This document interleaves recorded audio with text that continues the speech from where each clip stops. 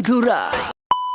Hello ভাই ভাবিরা, welcome to another brand new video. তো আমি এখন কথা বলবো এই তুফান সিনেমা নিয়ে। ভাই, এই তুফান সিনেমা মনে হইতেছে যে পাইরেসির কবল থেকে রক্ষায় আর পাবে না। কারণ ইউটিউবেও নাকি এখন এই তুফান সিনেমা দেখা যেতে। তো আমি ইউটিউবে গেলাম, ইউটিউবে যায় দেখি যে প্রায় 20টা চ্যানেলে, অন্তত 20টা চ্যানেলে তুফান সিনেমা আপলোড করা হয়েছে। তো ওই তুফান সিনেমা যারা দেখভাল করতেছে, যে ওয়েবসাইট গুলা দেখভাল করতেছে, যে ওটিটি প্ল্যাটফর্ম গুলা দেখভাল করতেছে, ওনাদের কি এটা হুঁশ নাই যে সিনেমাটা পাইরেসি হয়েছে, ওইটার বিষয়ে কোনো কপিরাইট আইনগত ব্যবস্থা নিতে হইব? তো ওনারা দেখলাম যে কোনো খবর বার্তাই নাই গা। তো এই যে ছবিগুলা যে লিক হইতেছে, ওইটা কিন্তু ইন্ডাস্ট্রির কিন্তু একটা ক্ষতি হইতেছে। দেখুন, আগে শুধু হইচই তাইখা কেবলমাত্র পাইরেসি হয়েছিল, এখন দেখি না শুধু হইচই না, চরকি তাইখাও কিন্তু পাইরেসি হয়েছে। তো এই বিষয়টা কে দেখভাল করতেছে তো আমি জানি না, তবে উচিত এই মুহূর্তে কোনো অ্যাকশন নেওয়া। আর না হয়তো এই তুফান সিনেমা যতটুকু ব্যবসা করছে এতটুকু দিয়ে থাইমা যাবো, এটা একবারে বোঝা যাইতেছে।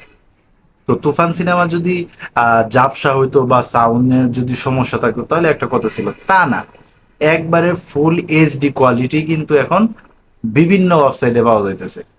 তো ঘটনা যা হইলো, রায়হান রাফি বলছিল যে তুফান সিনেমা নিয়ে যারা পাইরেসি করছে তাদের বিরুদ্ধে আইনগত ব্যবস্থা নেওয়া হবে। কই, আমি তো দেখতেছি না আইনগত ব্যবস্থা নিতে। যদি আইনগত ব্যবস্থায় যদি নেওয়া হয় তাহলে কেন ওটিটি প্ল্যাটফর্ম ব্যতীত অন্য প্ল্যাটফর্মে দেখা যাবে ওই তুফান সিনেমা? তো তুফান সিনেমা কিন্তু হিউজ পরিমাণ ব্যবসা করছে। তো আমার মনে হয় যে মালিক পক্ষ যারা আছে বা প্রডিউসারও যারা আছে, ওনারা ভাবতেছে যে তুফান তো অনেক ব্যবসা করছেই, ওনারা আর কোনো ব্যবসার দরকার নাই গা। এখন যে যেমনে পারে এমনে দেখতে থাক, ফ্রিতে দেখুক বা টাকাতে দেখ, এটা তো আমাদের কোনো দেখার বিষয় না। আরে না রে ভাই, একটা সিনেমা যেহেতু ব্যবসা করতেছে ওইটা করতে দেন না। ওই বিষয়টা নিয়ে তো শুধু শুধু জলগুলা করার দরকার নাই। আপনারা যারা এইগুলা দেখভাল করতেছেন, আপনারা অবশ্যই কপিরাইট ইস্যুগুলা মাথায় রাখবেন। দেখুন, ওটিটি প্ল্যাটফর্ম শুধুমাত্র হইচই বা চরকিতে যদি কেউ টাকা দিয়ে দেখে, ওই সিনেমাটা জন্য ওয়েবসাইটে যদি ফ্রিতে পাওয়া যায় তাহলে কিন্তু আর কেউ টাকাতে দেখবে না। ওইগুলা বিষয় একটু মাথায় রাখেন আপনারা।